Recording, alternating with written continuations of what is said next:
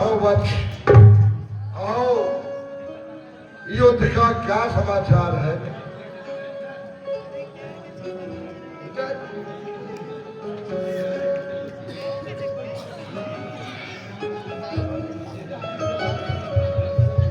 पिताजी, मैंने राम और लक्ष्मण को नागपास में बांध दिया हूँ।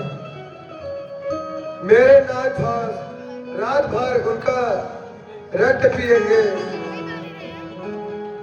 तब उन बंदरों को मालूम हो जाएगा